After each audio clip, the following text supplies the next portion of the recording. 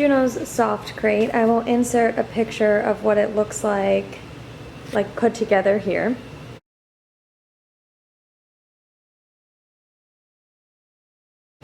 And today's project is going to be fixing the door.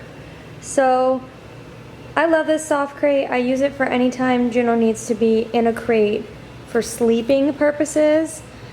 So hotels, at my parents', stuff like that. It is not meant for dogs to be left unattended for that exact reason right there. But I did leave her in it to load the car, something I have done before, and this time apparently was just not a good time for that. So she chewed a hole through the door, and I am going to attempt to fix it because I absolutely love this crate. I use it a lot, and it was like $70. We've had it since I basically got her, so probably like a year and a half or more now. And yeah, so the goal is to try and fix this the best I can 99.9% of the time, and now moving forward 100% of the time. She'll never be in it if I'm not in the same room as her. So I'm hoping that my patch job doesn't have to be insanely secure. So yeah, let's see how this goes.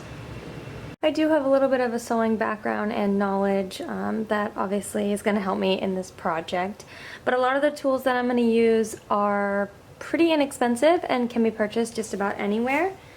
The first is going to be some seam rippers. These you can get on Amazon, Joann's, pretty much anywhere, and they're super inexpensive. The next is some fabric shears. So you could probably use regular scissors. I imagine it may be a little bit hard unless they're new. And these are a little bit more on the expensive side, but you don't have to buy expensive fabric scissors. Some pins and my little tomato. And then the mesh. So I'm using By Annie's mesh fabric. This stuff is fantastic. Everything from By Annie's is great. I accidentally bought navy, but it's not worth it for me to return it to get black, so we're just gonna use it. Doesn't really matter to me too much, but this will be perfect because the size is 18 by 54, and this door is like, I don't know, 17 by less than 54. So, and then obviously a sewing machine. I'm gonna try and use my sewing machine, but there's a chance I may end up having to hand sew it, which if you don't have a sewing machine, you can hand sew it.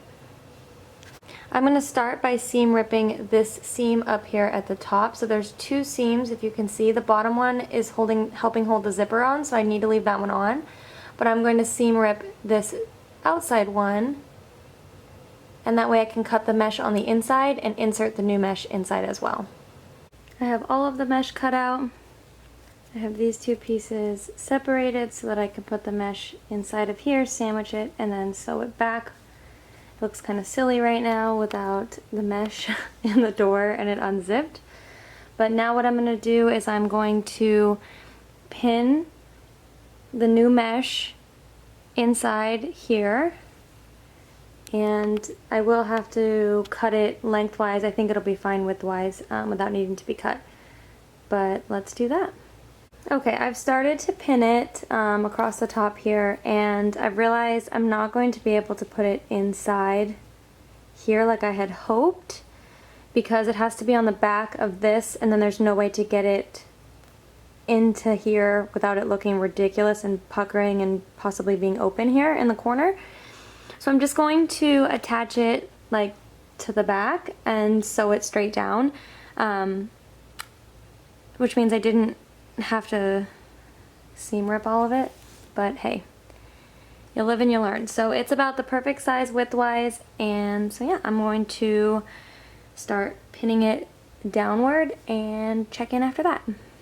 I found it way easier to have the door zipped shut and pin the mesh onto the back. It's going to be on the back anyway so that it's hidden from the front and doesn't look sloppy. but having the door already zipped shut was important because I tried pinning it with the door open because it was easier for me to like maneuver the pins.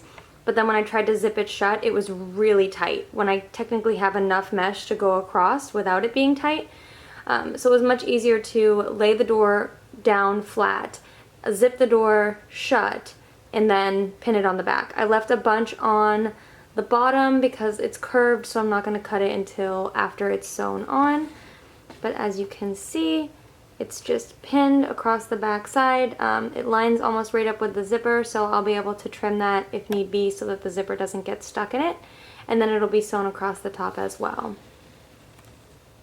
So I haven't even tried anything yet, and just based on sheer size, I don't think this is gonna work. I do think I'm probably gonna have to hand sew it, which kind of stinks because I just feel like it would be much more secure if I did it on my machine.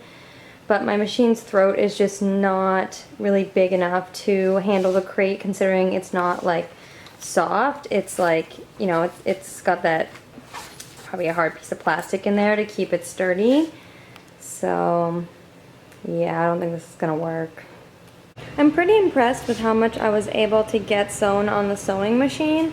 This side came out really well, and then I do have a pucker over here, which, you know, irritates the crap out of me, but it's not worth taking out all the stitches that I was able to get done on the sewing machine in order to fix it. It doesn't obviously keep the door from shutting. As you can see, the door is shut right now. So that's just, it's just not worth it. So I will trim this up once I'm done, and I need to hand sew, basically starting from like right here, up, across the top, and then down to like here.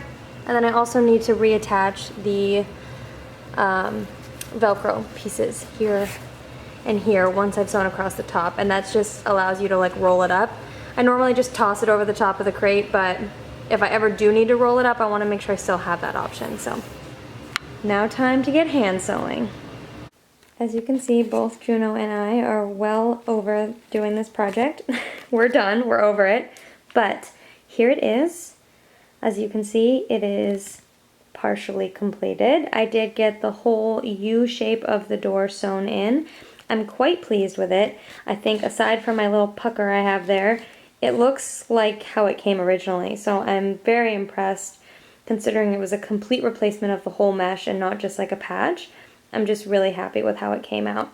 The top, unfortunately, I did not have a needle or thread that was working going through that canvas, so what I did is I put in some quilter safety pins, which are just curved safety pins, and they go across the top here and they're holding the mesh so that it doesn't get pulled, you know, down or tears or anything like that.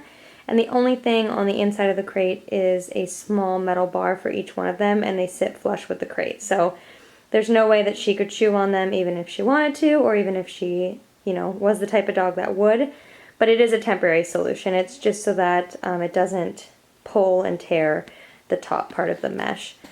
But I really am quite happy. I'm so glad I didn't have to buy a new crate because I would have had to since we use this so much. But yeah, proof that you can repair the mesh on a soft crate if that's what's damaged. I imagine that any of the windows would be much harder to do just because they contain 4 sides of the thick canvas, whereas this was only the top. But I imagine your dog would probably go through the door since they know that's the way in and out. And from what I've seen of dogs destroying soft crates, that's usually what it is. But like I said before at the beginning of the video, don't leave your dog unattended in a soft crate. Even the best of pups chew through the door sometimes. I will leave the By Annie's mesh linked down below. If you guys have any projects that need replacement mesh, that is what I recommend. It's fantastic stuff. Let me know in the comments if you guys have any questions about this project or anything else, and thank you so much for watching.